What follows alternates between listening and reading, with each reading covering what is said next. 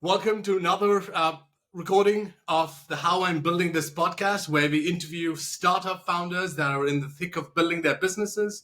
We learn from their mistakes and get practical tips to overcoming challenges. Today we have Arjun from Doola. Hey Arjun, how are you today? Thanks so much for giving me some time. Fantastic. Very excited to be chatting. Thanks for having me on. Of course, thank you so much. Before we jump into the business, would love to learn, Arjun, where did you grow up and what really got you into entrepreneurship? No one believes this, but I was actually born in London and I grew up in Cardiff, Wales. And I used to speak Welsh and I used to have a British accent. So technically my hometown is the UK. But before that, my parents both grew up in India, in Madras, Chennai. They're both doctors. They moved to England to start practicing medicine. And then when I was 6 years old, they decided to immigrate to Boston. And you win some, you lose some. I lost the British accent, but I didn't get a Boston accent. So you win some, you lose some there. And truthfully, when I moved to Boston, I called that home. I didn't know why we moved to the US. And eventually I asked my parents when I was older, hey, why did we move here? Because all I knew at the time was that people talked a little different. The cartoons on the TV switched from Clifford the Big Red Dog to SpongeBob.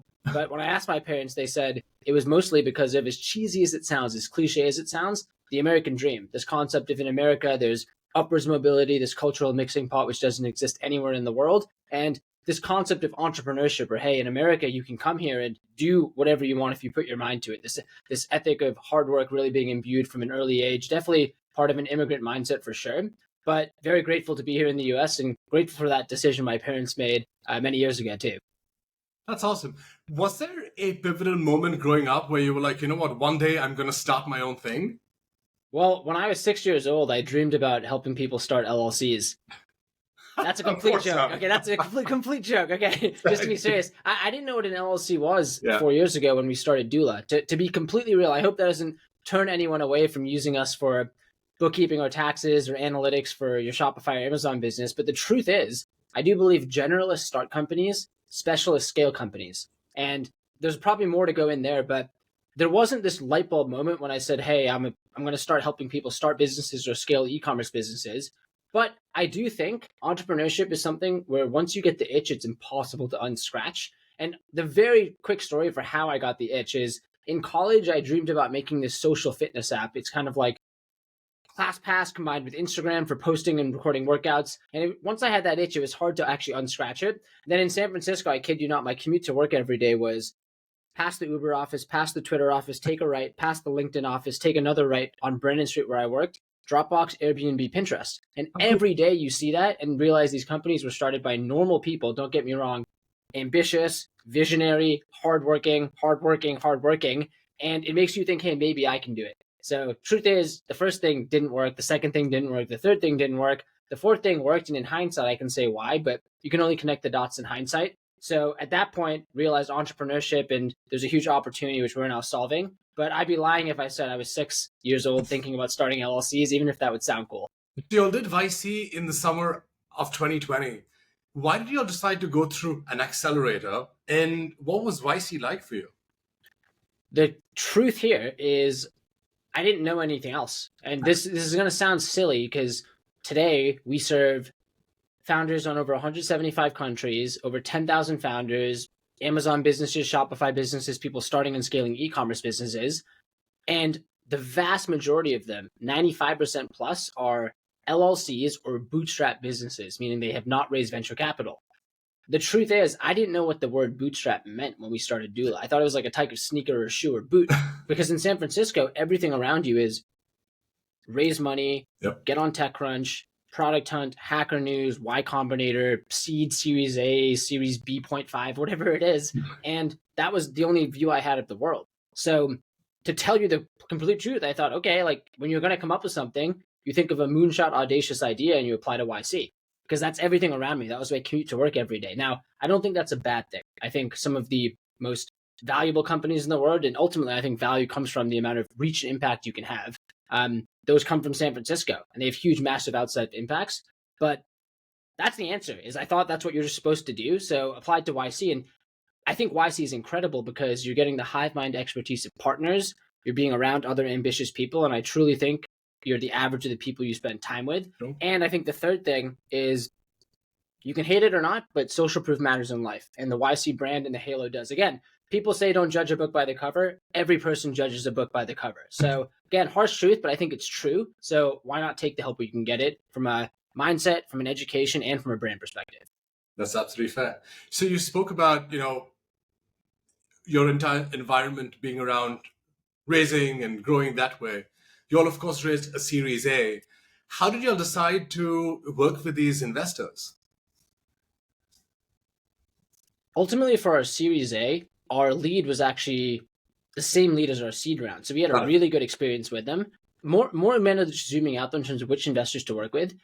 I think the best analogy here is it's kind of like dating into marriage. And I think the analogy there is there's like on the first date, you would never ask someone to get married, but you also wouldn't wait 40 years because that's like 40 years of dating is too long. So I do think with investors that the timelines can be mixed, but you are effectively getting married when an investor comes on because they're coming on your cap table, they're getting equity too. So I didn't really understand this at first, but that's the goal of doing these coffee chats or Zoom calls. You're actually trying to understand, hey, you're kind of dating the investor, trying to say, hey, like, do I like spending time with them? Do I like the way they think? Are we aligned from a values perspective? Are we aligned from a philosophical perspective? And ultimately had an incredible perspective from Nexus Venture Partners, who's our lead investor. Now, like dating too, there can be surprises where like, wait, I thought I was meeting this person, who's this person too. I feel very grateful and blessed that Doola investors have been incredible. But that being said, there are some investors who start one way and maybe end a different way. And that's bound to happen too. So ultimately, I think it's about in life, if you wait for 95% of the data, oftentimes you're too late. You have to make decisions with less data. And I think that's what you're going for. Hey, we've had some conversations. We've been open with each other. Do we think there's a hell yeah fit? And if there's hell yeah, you go for it. That's awesome. How do you manage those relationships, with those investors wherein which that you start off in one way and then the direction changes? Two things. More tactically in terms of how to manage investors. I did a terrible job of this. I just found a solution that works. When we started, I would have Notion docs and Apple Notes and Things 3, which is my note-taking app, and emails and more Notion docs. And I didn't have a system to manage investors, which, like anything, right? I like to think of every Olympian has a goal to win gold. Why doesn't every Olympian win gold? Because your training matters. So you can have the same goal, but you don't rise to the level of your goals. You fall to the level of your system. So every startup wants to raise capital. Why do certain startups raise capital? It's because they have a fantastic product and growth solves everything, but they have investor systems where they chat with investors, they pitch investors, and they're good at doing that. So now I use HubSpot. I have a CRM, tracks every single interaction. I just got pissed off a couple months ago and backfilled everything. So that's a more tactical answer. The question to how do you actually manage if a relationship changes? Look, I think at the end of the day, one of our investors, he put it this way, which I liked. He said, the greatest investors, they only have to do two things: wire money quickly and like your tweets on X or Twitter. And I was like, you know what? The bar is actually pretty low. If you have an investor who does that, it's actually, I would say top 5, top 10 percentile. But all jokes aside, I think like anything, if it starts one way and goes a different route, we're all humans at the end of the day. I think the biggest thing is just, can we keep the relationship without detracting from the business? Because ultimately the investor still has skin in the game and they're still a person too. And I at least don't want to go out of my way to detract after the fact from anyone. We can each kind of just do our own thing. So that's my guidance. But again, maybe I'm not the best person to speak about that. You just spoke about managing relationships. I think managing relationships and hiring and ensuring that you're building the right team around you is so similar. So I'd love to get your take on hiring. When you're hiring today, what are some of those those like soft qualities that you are really looking for? That's one. But then two, how do you really judge for them during the interview process? Again, I'm probably not the best person to ask about this, but I've learned. So I'll show you what I've learned so far. Sure. Every single person, Y Combinator says this, every person says this at later stages, says, you're going to make this mistake as a founder, don't make it. And that's to hire fast, fire slowly. And what happens is it's just you're doing everything. Anyone, I need a body. Anyone can come in and do this. Oh, you're interested in coming and taking a pay cut, joining a startup that has a high chance of failing? Please come. And then the truth is, you do that quickly, and then you realize it's not a perfect fit because it's your first time managing people. Yeah. harder to have a tough convo, give more chances than you actually think. And the truth is, a startup is a business. It's not a charity, and that might sound rough. It's also not a university. Like, you don't have time to learn. You need people who can come in and have an impact. So that's, I think, the biggest mistake that I've made. Now, the flip side to that is, okay, how do you properly interview and judge people? And again, I liken it to dating too. I think there's many analogies where you wouldn't interview someone for 4 years, but you also wouldn't do it for 4 minutes, right? Maybe 4 hours, but not 4 minutes. Yep. And the biggest thing that I like to do is 5 questions. Why the company? Like, why do you want to work here? Why you? Do not be modest. People can always be nice and modest. Like, remove all modesty. Why are you the best person for this role? When have you made a mistake and what happened, to show that you have humility and mistakes are bound to happen. When's the hardest you've ever worked in your life? I like asking that, because less about like how many hours do you work, more about what fuels you, because seeing the passion in someone's eyes. And then the last one is, let's say we debrief and we come back and say, it was good, but not a great fit. Why is that the case? Then it gives them a chance to actively say, okay, you know what? There are these areas where my experience might be like not quite there, or maybe I don't know about LLC formation, but it allows them to sort of proactively say why there's a fit and then defend it too. Have I gotten it down perfectly? No, but I ultimately think you get better at the pattern recognition of maybe, smooth talker in an interview versus someone who can actually execute. You get better at evaluating talent. You get better at running an interview process. I'll admit this is bad. I used to not do reference checks because I thought, why would someone lie and why would someone not give a reference? That's fantastic. But the truth is, hey, that does happen. So very small things like that. These are tweaks that we're starting to make, which ultimately align for having great person, great company, great fit, so you can have an impact from day zero, which is what everyone wants. That's awesome. Yeah, I mean, I've been sort of going through those motions right now, where in which I've been getting stuck in that same thing of, I should not be hiring fast, but then it's like, okay, wait a second, I just need a body to fill. And then I've made so many of those mistakes where in which now I'm just like, okay, I see that and it makes complete sense. And now let's look at the bank account. You just spend all of that money and all of that time, and if you would have just slowed down, maybe things could have been that much better. So true. And the hidden cost, which is sometimes I think life is really about delayed gratification. Actually, anything in life is you hire quickly, but then the true hidden cost is the cost of then offboarding is huge. Like, you spend all this time investing in onboarding, all this time offboarding, and then in hindsight, it's like when you see that, you're like, oh, why didn't I just spend one more week meeting candidates? And it sounds so obvious, but in the moment, you're like, I need help. I need help. So I think I put that in the bucket of these unteachable truths, things you have to go through before you learn. Like, everyone says, be patient. Everyone says, delayed gratification. Everyone says, hire fast or hire slow, fire fast, but no one does it until they experience it. It's these unteachable truths. Yeah, that's for sure. Very intrigued about your business. What is the founding story of Doola? A lot of people hear this and they either feel bad or say you're stupid, or a combination. We actually spent $30,000 on legal fees to get the first company set up. And that was because lawyers charge by the hour. Good lawyers, over $1,000 an hour. I'm not saying lawyers shouldn't exist, but for one-time processes, which can be automated, probably shouldn't be paying $1,000 an hour. Use the lawyer for other asymmetric downside type events, and they serve a purpose there. But 10 emails to a lawyer, that's $10,000 right there per hour. Bookkeeper, accountant, payroll, registered agent. Next thing you know, not only are you not spending time on the business, you're just doing all this back office, but also you spent a lot of money and the first business didn't work. So shut it down. Next time around, didn't know what to build, but was almost certain, hey, we're going to have to fork out $30,000 again. But then was like, wait a second, do you really have to? And I knew, again, candidly, nothing about entity formation or bookkeeping or tax, but I thought, why can't we have this Stables Easy button? Or why can't it all be in one place, this one-stop shop? And when we started, it was a way to get non-US residents to set up in the US because there was less competition. Sure. You have to niche down as a startup. Today, we've now done over 10,000 businesses, 175 countries, and we specialize in helping e-commerce businesses on Amazon or Shopify with their bookkeeping and their taxes and forming an entity. So the goal is you need to scale your business. You can't be managing your books on your own. You want peace of mind when it comes to taxes. And if you don't have an entity, you should be compliant there too. So we call it this business in a box for e-commerce. Whether you're starting, we'll get you to your first sale as fast as possible with a bank account. And if you're scaling, we'll help you do it without the guesswork. You have analytics, you can manage your books better and actually understand where should I pour fuel to add more fire and scale the business faster. That's so interesting. Talking about pivoting, right? So you go from this like massive market, which is international, and now you are focused on like Amazon folks. Now, just a question though: how do you go from this grand vision of I'm going to conquer the world to let me just niche down to these two very specific segments?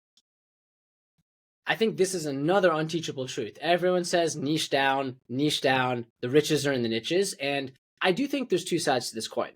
The first is niching does help because if you market to everyone, you can build something mediocre for many or spectacular for a select few. Yep. And there's this analogy or this example I love where let's say you sell time management software. Like it's computer software that helps you save time, and that's $20.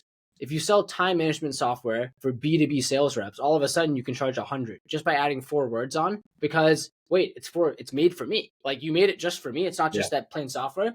And then if you add for enterprise rep selling garden tools, if you're that garden tool sales rep at Home Depot doing $1 million contracts, you might pay $100,000 for tooling that can make you more productive because you're dealing with $1 million contracts. Exact same software, you just niche down. So for us, we realized, wait a second, we were selling to everyone, anyone from anyone who needs a company, which means when you're on the other side, there's no way to cut through the noise. So the truth is, we serve SaaS businesses, we serve consulting businesses, but I'd say less of a pivot, more of just honing in on a niche. And the way we actually found the niche is, this is the strategy, the other side of the coin. You can go broad to go niche. That means put yourself out there, see what happens. And what we realized is without specific direct marketing or even focus, about a quarter of our businesses were in e-commerce. So we were clearly solving this underserved need. And now we can start to point the arrows in that direction, sharpen the pencil, hone in the scope or hone in the focus on the camera, and really attack that niche while still serving others. But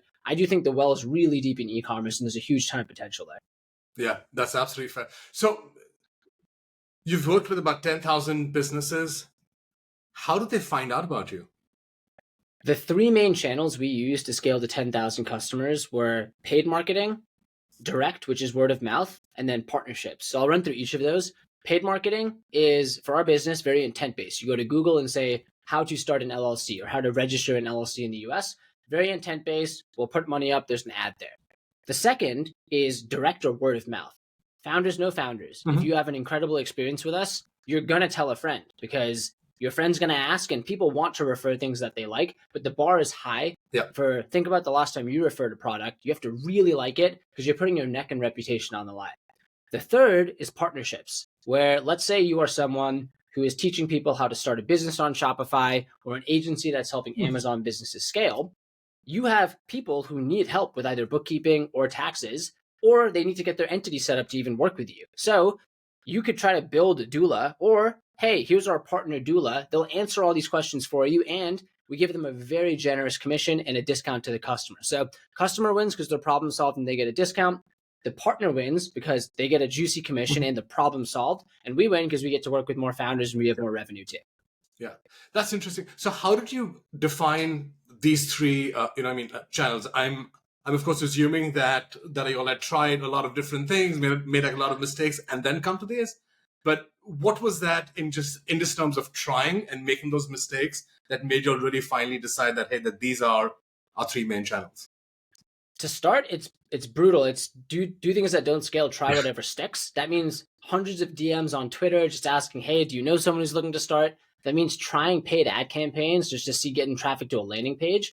And then the iterative process that allowed us to figure out partnerships work well is we just started to hear from customers. I heard about you through, and they were, for example, an Amazon coach. And then we realized, wait a second, we could try to go market to each of the individual students, or let's just go partner with the coach. So at that point, now the more tactical question we ask ourselves is, even if a channel works, so for example, we've tested Facebook ads or we've tested Bing ads, even if you do get some return on that channel, if you could put that dollar to another channel and get 3 times the return, you should actually completely kill the channel with the immediate one-to-one and put all of your eggs in that bucket. And that's actually something which has been a bit counterintuitive to learn. It sounds obvious now, but cut everything that's doing not well and pour all your energy into the ones that are. So even in the split I told you, I would love to get rid of paid and focus on word of mouth because it's free acquisition, and partnerships because you build your brand together. Rising tide lifts all boats.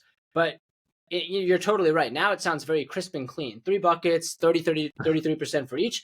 Truthfully, we've tried a ton of different things, and now we're really trying to dial in on most ROI in the certain specific places, because the truth is, even one extra channel is mind share that you're spending there. It's people, it's resources, and spend going there as well. So ultimately, I think do more but better, quality over quantity, and less is more.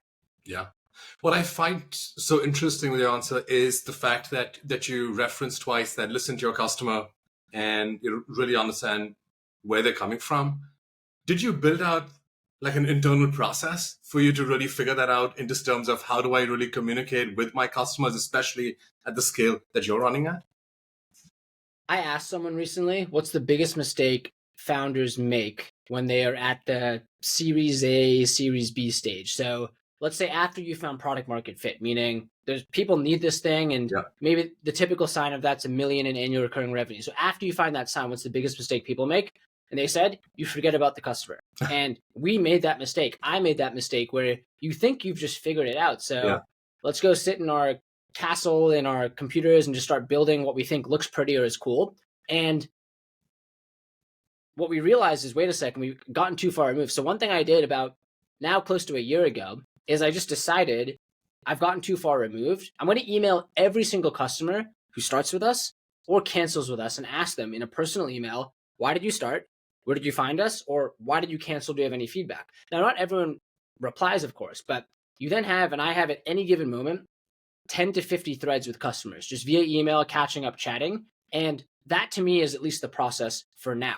Now, I think when you're starting, I do remember you treat every lead like it's the last lead on earth. I have this one moment in my head. I remember when I think we had like less than 10 customers, and I used to have, actually, I have it right here. I'll show you as a memento. I keep this case. There's a little case here, which has a stand here. So I actually got that so that no matter what I was doing, I could have intercom up, which is our web chat with the bubble. And when a message came, I could grab it and start typing. So I remember there was this lead who came in. I think he was based in the Middle East or Asia. And I used to text him all day. I would wake up to text him. I would go to sleep, text him.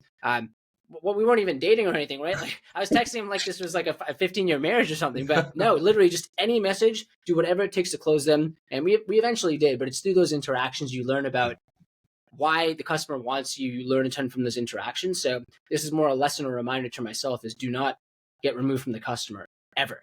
That doesn't mean, you have to do things that are unscalable forever. Maybe in the future, instead of doing one-on-one customer calls, you do group calls, right? Yeah. Simple piece of leverage or scale, and you're learning how to do that.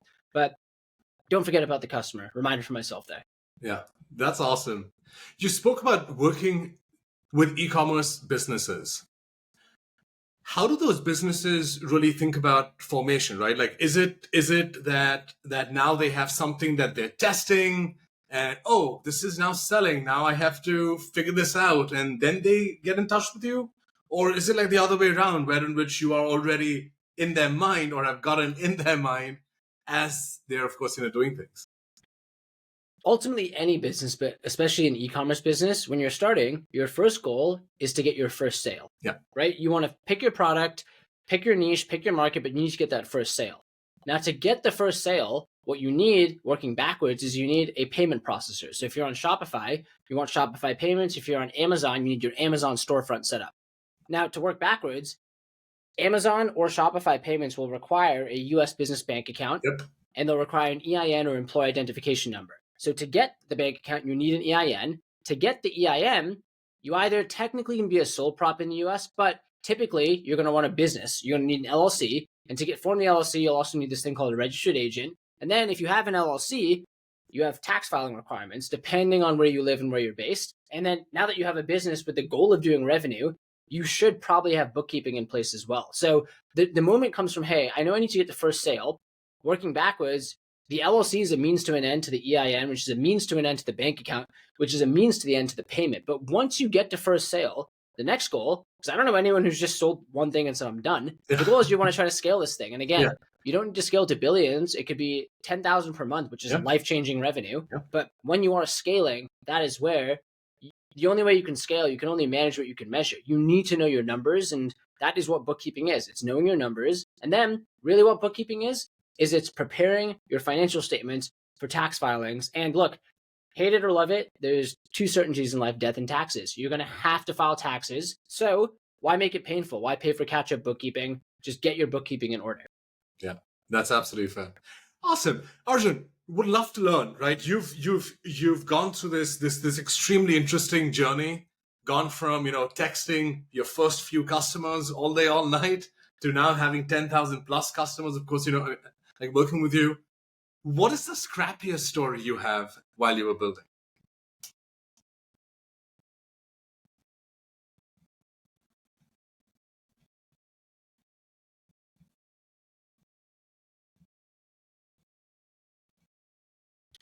One thing which I truly believe about, I'll say I truly believe about life, but especially in startups, is you can get in touch with anyone in the world with one email and 20 follow-ups. So the key is a lot of people will send the email, but they won't follow up 20 times. And I can think of this one example. This showed me the power of I can get in touch with anyone, and I think I can close any partnership with enough time. We had this partner with one of the top blogs for putting out content on how to start an LLC education. And I saw his site and I reached out and didn't get a response. And I followed up. I have a screenshot of this where I actually put red dots counting. There's over 30 emails in the thread. And he started to, after a couple of emails, respond saying, he actually said, I'm not interested the first time. I followed up with a different pitch. After about 30 emails, he finally said, hey, let's chat. By the way, you have some talent for following up in a non-aggressive way that actually made me respond. And ultimately, he's a partner that still exists today. So that was one example, but it stood out to me of the sale is made in the follow-up. And now I know stats around this where 95% of buyers aren't ready to buy on the first purchase. It takes 7 impressions before you're actually going to purchase from a marketing perspective. So now I know these things of, when you send the email, it's your priority, but that other person could be on vacation, between meetings. They might not be inbox 0. I'm inbox 0. They could be inbox 10,000. All of these things are at play where ultimately, if you believe you have something valuable, it's your duty, your responsibility, your destiny, whatever you want to call it, to follow up. So that example just stands out to me because now I know, even if someone says no, it's no right now. Yeah. And that doesn't mean if they say no, you have to keep bugging them, but snooze and 6 months later, just keep a relationship. You never know when the time is right. The sale is made in the follow-up. That's amazing. Arjun, as founders, we get a ton of advice. What's the one biggest piece of BS advice that you've gotten?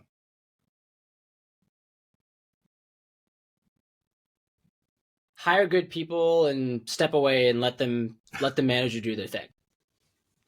Because ultimately, that's the classic advice which anyone hears around scaling or growing a business is, get out of the way, hire good people, let them do their thing. Now, there's nuance here, of course. You should hire good people.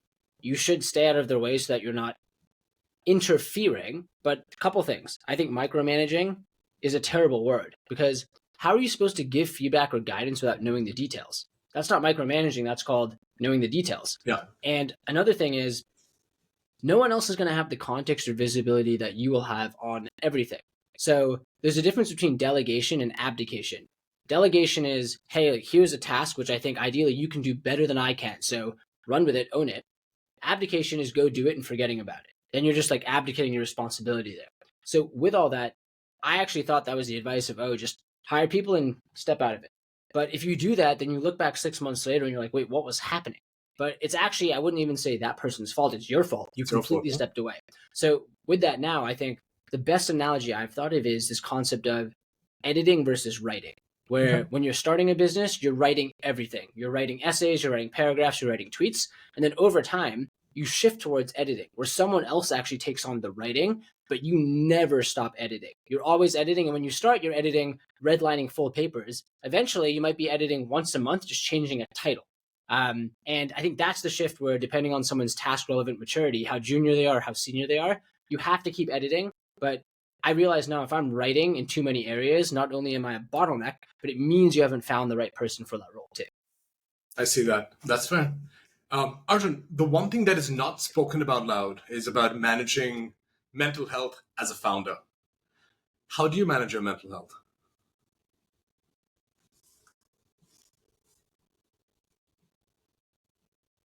The biggest thing, and this is my mantra or slogan, is sharpen your body to sharpen your mind. The two things are so intertwined, where my favorite example of this is if you actually just put a pen between your mouth, it increases your oxytocin because your face and your body thinks you're smiling like this. So you actually become happier. And that it's a complete hack, but your body influences your emotional state. And the biggest thing I found is that there's tons of stress in startups. And I ultimately think that the way I'm able to regulate my stress is through a lot of focusing on my health. It's a long-term game too. So I know that you can go through sprints, but you need to be able to sustain it long-term. And I also think of it more as rather than a balance, which means there's trade-offs where it's not the benefit I get if I exercise for an hour each day. It's not just for the benefits and the endorphins you get. I know I'm a better person the other 23 hours. So that to me, the biggest hack for me has been the days I don't feel like exercising are the days I need it most. And if I do that, I'm better in everything else. And that to me is actually the biggest form of stress relief. Now, you could say, like, is that healthy, turning to that for stress relief? What I would say is I can think of 50 other things that are way more damaging to turn to for stress relief versus exercise or something. But that's my mantra, is like sharpen your body to sharpen your mind. It's this flywheel which makes you better in everything you do. It's awesome. Arjun, this has been so much fun. I know I have personally learned so much from you. Everything that you were saying, I was sort of reflecting back and like, my God, I've made all those mistakes. How do I fix it now? So thank you so much for this. Very intrigued. What is next for you and what's next for Doola? What's next for me is likely the same for Doola. The two are very intertwined, which I'm completely okay with. Again, I don't believe in this concept of work-life balance. I believe in integration, where I would only want to do things where I can feel fully immersed. So what's next for me and Doola is we are going to continue to add to the business in a box. The box will continue to grow. It has formation, it has bookkeeping, it has taxes, it has e-commerce analytics, and we'll continue to add to the box. And the ultimate goal is there's 8 billion people on Earth. Half of the world has internet connection that'll only grow. I do believe we can reach 1 billion people. Now, will all of them start businesses? Maybe not. You don't have to start a business, but we can reach that many people and educate them through content, through our marketing, and inspire people to either take that dream idea and turn it into their dream business or scale their existing business. And that to me is a really fun challenge. And it hasn't gotten old yet. Never gets old to get a review from someone saying, you didn't just help me start a company, you helped me make a dream come true. And that's really the most powerful thing that fires up me and the entire team. That's awesome. Wow. Arjun, how can folks keep up with you and with Doola? Doola.com. You can book a free demo. You can chat with the team. We do free consultations. One of the only companies that does that. And on social, I'm Arjun Mahadevan on all platforms. And I love to stay engaged there. So please shoot me a note. You can also personally email me. I check every email, arjun@doola.com. Awesome. Well, this has been a lot of fun. Thank you once again for, of course, giving me so much of your time. Again, appreciate it. Thanks a lot. Awesome. Thanks for having me on. Of course.